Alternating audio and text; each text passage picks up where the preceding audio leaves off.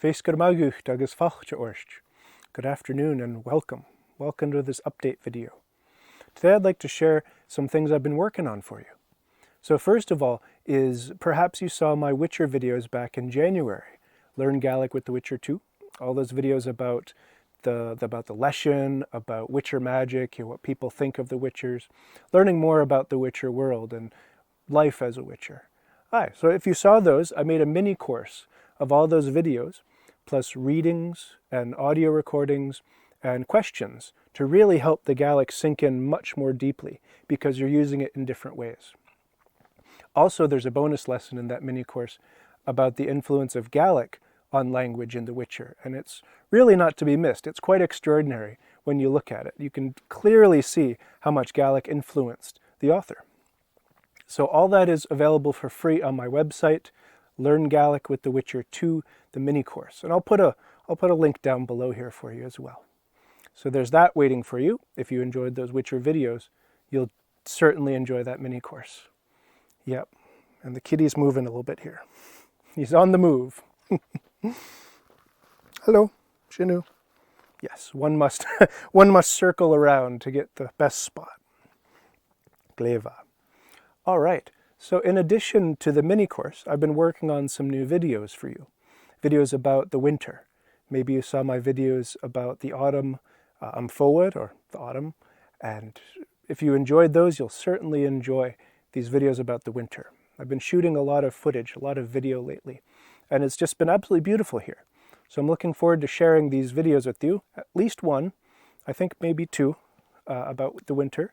And again, this, like with the videos about autumn, these will immerse you in language about the topic, about winter in this case. And it'll show you what it's like around here and just expose you to Gaelic in a different way. Right? In our story lessons, in our video lessons, there's a lot of really great Gaelic, and this is another way to experience Gaelic. Perhaps more poetic expressions, that kind of thing. Yeah, gleva. So I've been working on those today actually, and I hope to have them done soon. They kind of have a life of their own, they're done when they're done. So I can't say exactly when, but I hope that they'll be done very soon for you. All right, yeah. And then the third thing I've been working on for you is the final draft of my next Gaelic novel, Callum Mach Codrim.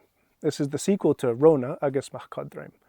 And it tells the story of what happened next, from the perspective of Callum, from Rona's son.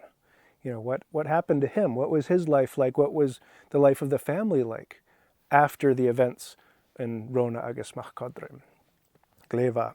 So I've been working really hard on that, collaborating with test readers, getting a lot of really great feedback. And I'm really looking forward to weaving in their suggestions and their ideas to make the story even richer, even more powerful. I don't know about you, but Rona felt quite powerful to me. I'm biased because I wrote it. But Callum, to me, felt more powerful.